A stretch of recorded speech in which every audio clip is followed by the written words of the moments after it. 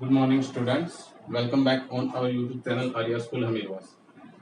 आज अपन लेके आए हैं आपके लिए नया सेकंड 12th कंपलसरी इंग्लिश का सेकंड चैप्टर है, जो कि रेनबो बुक का सेकंड चैप्टर है। A room 10/8। ए रूम 10/8 यानी एक 10/8 का कमरा है। उसके ऊपर आधारित एक स्टोरी है जो कि व्यंग्यात्मक रूप से व्यक्त की गई है। व्यंग्यात्मक रूप से के.एस. दुग्गल द्वारा, जो कि हमारे एक भारतीय कवि हैं जो पंजाबी और इंग्लिश लैंग्वेज में बराबर लिखते हैं, और उन्होंने बहुत सारे काफी कविताएं, कहानियां आदि का संग्रहण लिखा है, जिसमें से उन्होंने 500 से अधिक रचनाएं की हैं।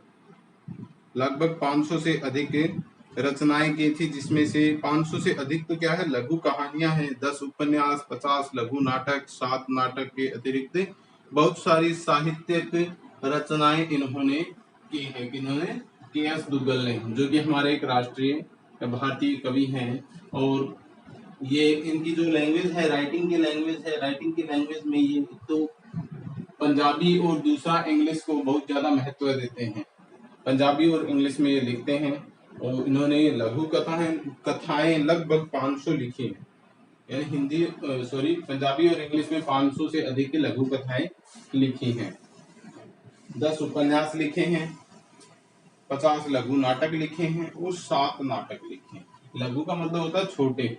50 प्रकार के छोटे नाटक लिखे हैं और 7 पूर्ण रूप से व्यवस्थित नाटक लिखे हैं। और ये एक व्यंग्यात्मक कहानी है, जिसके अंदर रूम 10/8 के द्वारा बताया गया है कि जो हमारी पीढ़ियां हैं और पीढ़ियों का जो अंतराल चल रहा है, उसके बीच की जो असमंजस की स्थिति है और एक दूसरी पीढ़ी को न समझने का जो व्यवहार है, उसको वर्णित किया गया है। किस प्रकार हम सही या व्यवस्थित देख रेख और आपसी प्रेम भाव को नजरअंदाज करके एक दूसरे की उपेक्षा करते हैं, और कैसे हमें वैसे ही वो ही चीजें हमारी आगे आने वाली पीढ़ी में हमारे साथ वो ही व्यवहार अपने साथ रिपीट किया जाता है, दोहराया जाता है, तब हमें भी थोड़ा बुरा लगता है। लेकिन हम जिस समय हमारी जो पीछे वाली जनरेशन है, पहली पीढ़ी है, उसके साथ जो दुर्व्यवहार करते हैं, उस समय हमें बुरा नहीं लगता है, बल्कि जब हमारे साथ हमारी आगे आने वाली पीढ़ी है, वो थोड़ा सा जिस प्रकार का व्यवहार हमने हमारी वाली पीढ़ी से किया था वैसा ही करते हैं, तो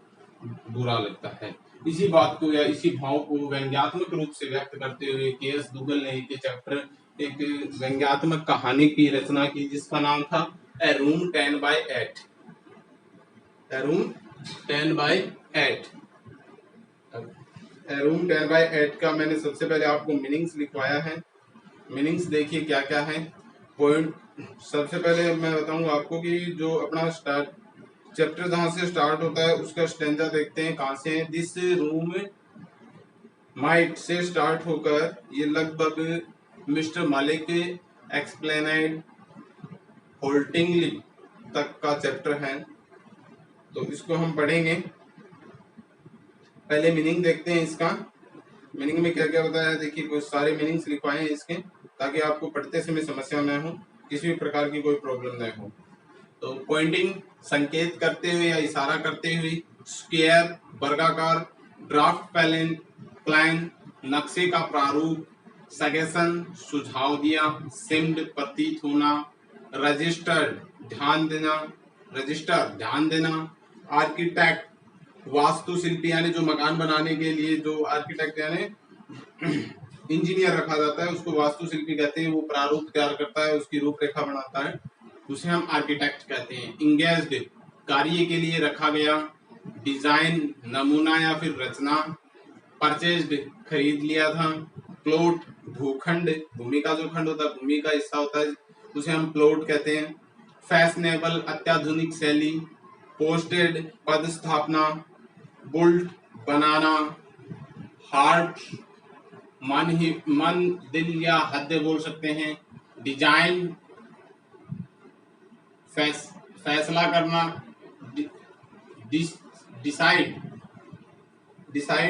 फैसला करना या फिर निर्णय लेना, कंप्लेशन पूरा होना, स्टे ठहरना, ट्रांसफर्ड पदस्थापना, स्थानांतरण ट्रांसफर्ड यानी स्थानांतरण, सिक ऊब जाना या परेशान होना, डिजायरेबल वांछित, सेटल ठहर जाना या निवास करना, परमानेंटली यानी स्थायी रूप से, कंपनी साथ देना या साथ में, ऑब्जेक्शन यानी आपत्ति, रिपीटेड दोहराना, अटेंडिंग ध्यान देना, एडजेसेंट यानी पास का या समीप का, यानी एक दूसरे के जो बिल्कुल क्लोजली कनेक्टेड हो वो उसे एडजेसेंट कहते हैं।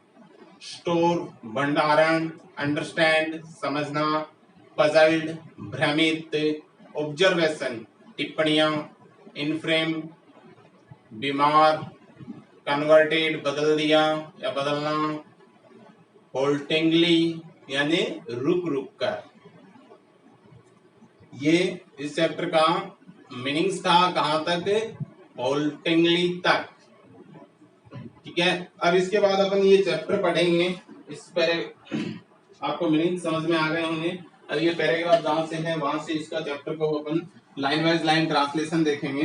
तो लाइन वाइज लाइन ट्रांसलेशन देखेंगे तो देखिए क्या बताया गया है। ए रूम 10/8, एक 10/8 का कमरा जिसमें एक महिला का, मिसेज मलिक है, उस महिला का व्यक्तित्व प्रदर्शित किया गया है कि किस प्रकार वह अपने एक मकान के निर्माण में एक कमरा है जिसको हम 10/8 जो रूम टाइटल दिया गया है, उस रूम को किस प्रकार वह एक स्टोर रूम के रूप में इस्तेमाल करना चाहती है,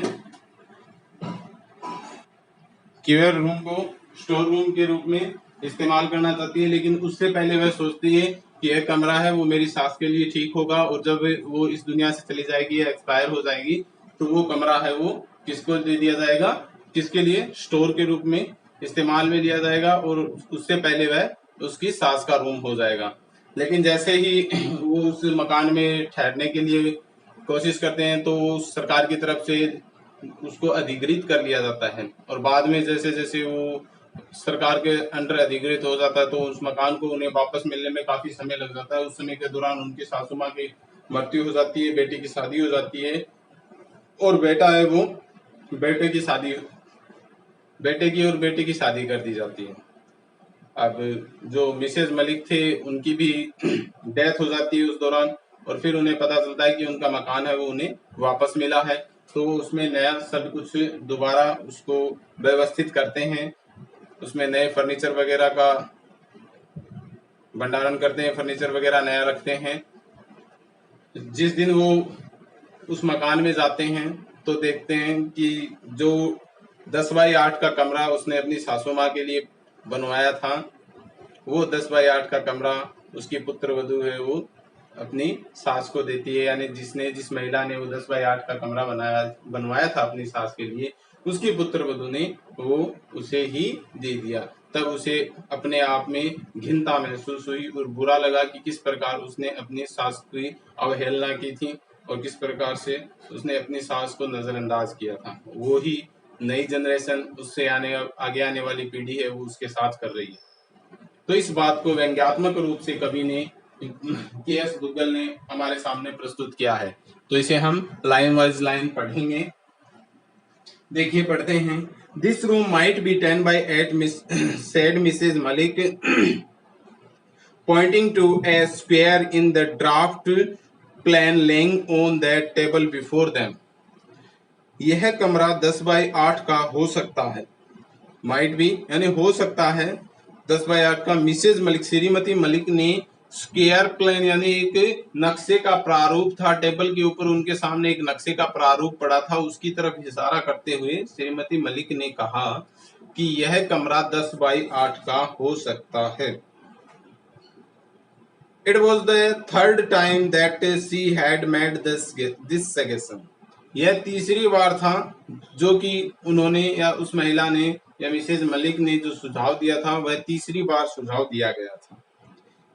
It seemed it didn't registered on either her husband or the architect engaged to design the house. ऐसा प्रतीत हो रहा था कि ना ही तो उनके मिसेज मलिक के पति ने और ना ही उस वास्तुशिल्पी ने जिसको उस मकान के प्रारूप या रचना के लिए रखा गया था, उस दोनों में से किसी ने भी इस बात पर ध्यान नहीं दिया था। यानी ऐसा प्रतीत हो रहा था कि जो उसने 3 बार सुझाव दिए थे उसमें से उस सुझाव पर ना ही तो उनके पति ने और ना ही उस वास्तुशिल्पी ने जिसको मकान की रचना या प्रारूप को तैयार करने के लिए रखा गया था, उन्होंने दोनों में से किसी ने इस पर ध्यान नहीं दिया। The Maliks were going to have a house of their own in Delhi. The Maliks were going to have a house of their own in Delhi. कि मलिक परिवार है वो अपने नया were going to have a house their own in Delhi, कि मलिक परिवार है वो अपना खुद का मकान या खुद का घर है वो दिल्ली में बनाने जा रहे थे। They had purchased a plot in the most fashionable colony of the town some times ago. कि कुछ समय पहले ही उन्होंने क्या किया था, एक भूखंड खरीदा था। कहाँ पर? अत्याधुनिक शैली वाली नई कॉलोनी में उन्होंने अपना एक नया भूखंड खरीद चुके थे कुछ समय पहले। Now that they were posted back in Delhi, और अब जब वे दोबारा दिल्ली में पद स्थापित होकर आ गए थे, they thought they might as well have the house built. They might as well have the house built. वे सोच रहे थे कि जैसे भी संभव हो सके वो यहाँ पर अब अपना मकान बनाएंगे। In her heart of hearts, Mrs. Malik also decided that after completion of the house, she would stay back in Delhi even if her husband were transferred to another station. In her heart of hearts, मन ही मन में, यानी इन hearts of heart, मन ही मन में, यानी उसने अपने मन ही मन में, किसने? मिसेज मलिक ने, श्रीमती मलिक ने अपने मन ही मन में यह निश्चय कर लिया था कि मकान के पूरा होने पर, after completion of the house, की यह मकान पूरा होने पर, सी वुड स्टे, वह ठहर जाएगी या रुक जाएगी, बैक यानी वापस, इन दिल्ली, दिल्ली में, even if her husband was transferred to another station, चाहे उसके पति का स्थानांतरण दूसरे स्थान पर हो जाए, लेकिन वह मकान पूरा होने के बाद दिल्ली में ही ठहर जाएगी। यानी क्या बताया इस लाइन में कि वह अपने, श्रीमती मलिक ने अपने मन ही मन में या अपने हृदय में बिल्कुल यह सोच लिया था कि वह मकान पूरा होने के बाद वापस दिल्ली में ही ठहर जाएगी, कहीं दूसरे स्थान पर नहीं जाएगी, चाहे उसके पति का ट्रांसफर या स्थानांतरण किसी दूसरे स्थान पर हो जाए। She was sick of their postings. वे उसकी स्थानांतरण या बार बार की पद स्थापनाओं पर क्या हो चुकी थी? परेशान हो चुकी थी। Every other year they were moved to a new palace. प्रत्येक दूसरे साल वे एक नए स्थान पर चले जाते थे। Moved to a new palace, की हर दूसरे साल वे एक नए स्थान पर चले जाते थे। Now that the children were growing up, अब जब बच्चे बड़े हो गए हैं, it was not desirable to shift them from school to school, अब उनको विद्यालय से, एक विद्यालय से दूसरे विद्यालय में बार बार शिफ्ट करना या बदलना वांछित नहीं था। यानी क्या बताया कि जब उन्होंने सोच लिया कि शी वाज सिक, वह उनकी बार बार की, अपने पति की बार बार की पोस्टिंग से परेशान हो चुकी थी, और उसने क्या सोचा था कि हर दूसरे साल उनको नए स्थान पर क्या करना पड़ता था, जाना पड़ता था, क्योंकि उनके पति का हर दूसरे तीसरे साल है वो स्थानांतरण होता रहता था। लेकिन अब क्या है कि बच्चे हैं वो बड़े हो चुके थे, तो उन्होंने सोचा कि उनको बार बार एक स्कूल से दूसरे स्कूल में स्थानांतरित करना डिजायरेबल नहीं है या वांछित नहीं है। Mrs Malik said if he might, Mr Malik could go all alone, श्रीमती मलिक ने कहा यदि चाहे तो श्रीमान मलिक है वो अकेले जा सकते हैं। She would settle down permanently in Delhi with the children, कि वह स्थायी रूप से अपने बच्चों के साथ दिल्ली में ही निवास करेगी। यानी उसने पूर्ण दृढ़ निश्चय कर लिया था कि वह इस मकान के बनने के बाद क्या होगा कि चाहे उसके पति है वो अकेले किसी दूसरे स्थान पर जा सकते हैं, लेकिन वह पूर्ण रूप से, स्थायी रूप से दिल्ली में ही अपने बच्चों के साथ निवास करेगी। She would have her mother-in-law for company, और चाहे she would have her mother in law company, यानी उसने एक बात मन में बिठा ली थी कि वह अपने क्या करेगी, बच्चों के साथ इसी मकान में यहीं पर स्थायी रूप से निवास करेगी। और वह उसने क्या कहा कि साथ के लिए, उसके साथ के लिए या सहयोग के लिए would have her mother in law for company की, उसके साथ के लिए उसकी सासू मां भी उसके साथ ही रहेगी। Mr Malik has had no objection to it, श्रीमान मलिक को भी इस पर कोई आपत्ति नहीं थी। This room might be 10 by 8 Mrs Malik repeated, श्रीमती मलिक ने दोबारा दोहराया कि यह कमरा 10 by 8 का हो सकता है। अब कई बार क्वेश्चन आ जाता है, how many times this Mrs Malik repeated the suggestion of the room might be 10 by 8, कि श्रीमती मलिक ने 10 by 8 के कमरे का करने का सुझाव कितनी टाइम दिया, तो कितनी बार दिया बताओ भाई। अभी तक अपने देखा कि जो पहले अपन ने इस बात को पढ़ा था तो इसमें क्या बताया गया था, दिस रूम बाय पॉइंटिंग, तो यह सजेशन कितनी बार दे चुकी थी वो, पहले 3 times दे चुकी थी ना। इससे पहले एक बार बताया है इसमें कि 3rd टाइम था वो जब उसने सजेशन दिया, तो 3rd वो हो गया और 4th ये हो गया, तो इसमें अपन क्या कहेंगे कि 4 बार, टोटल कितनी बार उसने सुझाव दिया, 4 बार, और चौथी बार है वो उसके सुझाव पर शायद अमल हो। देखते हैं आगे। Her husband was attending to a telephone call in the adjacent room, कि उसके पति है वो पास वाले कमरे में एक फोन पर बातें सुन रहे थे या बातों पे ध्यान दे रहे थे। But this is a store, लेकिन यह एक भंडारण है, भंडार गृह है। The architect explained to Mrs Malik, लेकिन द आर्किटेक्ट वास्तुशिल्पी ने श्रीमती मलिक को क्या किया, इस बात को व्याख्यान किया कि यह तो केवल एक क्या है, यह है केवल एक भंडार गृह है। किसने कहा ये बातें, जो मिसेज मलिक का आर्किटेक्ट था, वास्तुशिल्पी था, उसने कहा कि यह तो एक भंडारण गृह है। यस, हाँ, बट आई थॉट, लेकिन मैं सोचती हूँ, it could be my mother in law's room, कि यह मेरी माता जी का, मेरी सासू माँ का कमरा हो सकता है। And after her it might be used as a store room, और उसके बाद इसे एक स्टोर रूम में बदला जा सकता है या इस्तेमाल किया जा सकता है। The architect didn't seemed to understood, वास्तुशिल्पी ऐसे प्रतीत हो रहा था जैसे उसे कुछ समझ में नहीं आया हो। He looked puzzled by Mrs. Malik's observation.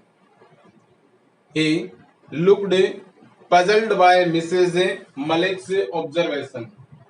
कि वह भ्रमित सा दिखाई दे रहा था या असमंजस की स्थिति में दिखाई दे रहा था श्रीमती मलिक की टिप्पणियों से या वक्तव्य से, यानी जो श्रीमती मलिक ने कहा उसकी बातों से जो आर्किटेक्ट था, वास्तुशिल्पी था, वो क्या था, भ्रमित सा लग रहा था या उसे कुछ समझ में नहीं आ रहा था।